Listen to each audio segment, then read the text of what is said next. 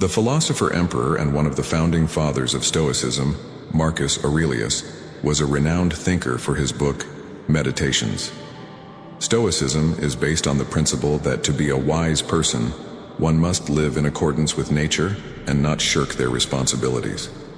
A Stoic does not fear pain, death, poverty, or the vicissitudes of human condition.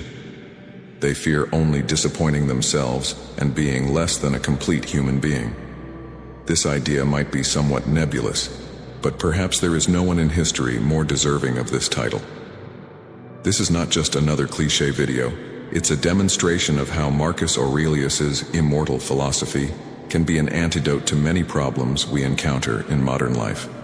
In this video, you will understand why Marcus Aurelius was an emperor who ruled from 160 AD to 180 AD. He was the last of the so-called 5 good emperors and ruled during a period known as the Pax Romana, or Roman peace. In fact, when Marcus Aurelius died, so did the Pax Romana. When he was emperor, he was the most powerful man in the world. Romans basically had no concept of the world outside their empire. So in their view, Marcus was effectively the ruler of the world. Now, imagine being in that position. He could have anything he wanted. The emperors before him had set a standard. The life of a Roman emperor was basically synonymous with worldly pleasures. They indulged in money, sex, wine, and any other pursuit that vaguely appealed to them. It was practically expected. So any vice that the mind could conceive was directly within Marcus Aurelius's reach. He was entirely shielded by money, law, customs, and even ethics. Nothing and no one would prevent him from indulging in his wildest desires.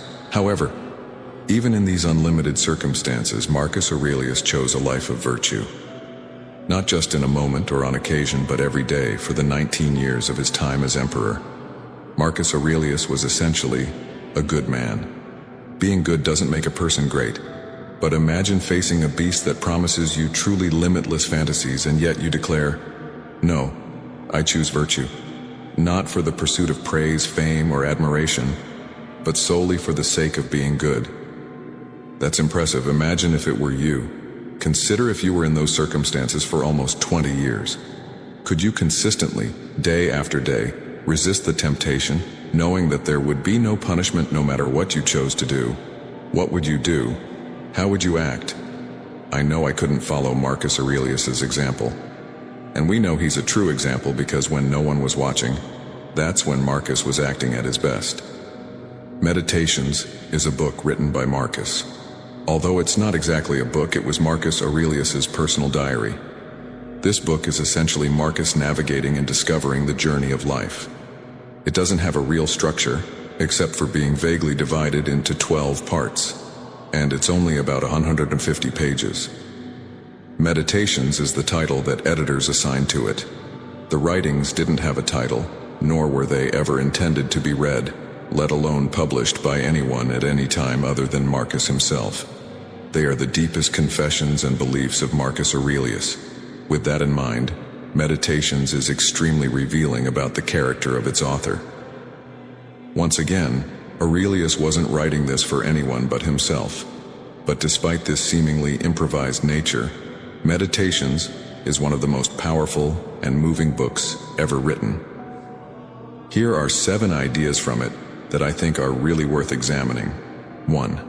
Marcus Aurelius believed in living in accordance with nature. By nature, Aurelius referred to both plants and animals in the natural order of the universe. Trees grow because that's what they are meant to do. They grow as much as they can and become as beautiful as they can. Not because they seek praise or external validation, but because they grow to be powerful and inspiring. This is the natural order. Just as in the natural world, we are meant to help each other. That is our duty. The only true failure in life would be to shirk that responsibility. 2. We all face adversities, and Marcus Aurelius was no exception. However, just as he faced bad people, he realized that facing adversity is simply part of the human condition. Again, you can only control what you can control. Don't pray for bad things not to happen. That's a foolish mistake. Instead, realize that bad things will happen, and you can't do anything about it. But what you can control is how you react to them. You can control whether you are prepared to face adversity when it comes, and it will come. When that day comes, don't be sad because something bad happened. Don't pity yourself. Don't be sad. Instead, consider yourself fortunate to have the tools and spirit to go through it unscathed. Face these events like a brave man faces adversity with courage and come out on the other side. When you do this, realize that the supposed bad thing wasn't really bad after all. It was simply an opportunity to persevere, overcome, and keep moving forward. 3. Marcus Aurelius was a man of great wealth, but he didn't believe that wealth was inherently a problem. He didn't see material possessions as bad, as some other philosophers throughout history have. Instead, he was cautious about his relationship with things. Marcus Aurelius could have had anything he wanted: money, houses, art, wine, but he chose not to. Instead, he told himself, "Don't dream of physical things you desire.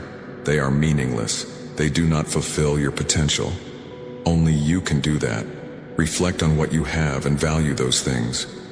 Remember how much you would desire them if you didn't have them. But be careful not to value them so much that you become disheartened if they simply disappear. They don't matter that much. They are good, but they don't matter. They don't make you a better person or a more virtuous or kind person. Your potential is not to accumulate things. Human potential is greater than that. Your greatest value comes from within."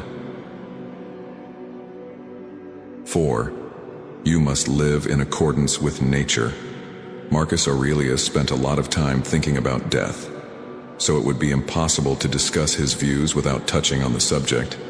His views on death were simple: it's coming, whether you like it or not. Remember that you will die, so that you remember to live. He repeatedly tells himself, it's beyond your control, so don't waste your time fearing death or worrying about mortality. Just as nature has destined us to be good, to help each other, and to fulfill our full potential, nature has also destined us to die. Death is a duty. So, while you're here, live. Be kind. Be good. Fulfill your role in nature and then die, because death is also part of that role. Marcus Aurelius, along with a few other men, was a precursor to the philosophy known as Stoicism. Stoics believed in many things. Their school of thought encompasses logic, ethics, physics, and much more. But there's a distinction at the core of historical philosophy: the distinction between pleasure and happiness. Money, fame, even success were external stimuli that provided fleeting moments of pleasure, but that wasn't happiness. Happiness was something more. It was a state of being that came entirely from within. It didn't come from being an emperor like Marcus Aurelius. It didn't come from worldly things. The Stoics believed that to achieve happiness, you must live a life of virtue. You must continually improve and become all you can be. The only true failure, the only true pain, the only true sadness, the only thing that's worth anything is disappointing yourself, falling short of your potential, because that's your duty. That's the only thing that's worth it. Thank you for watching.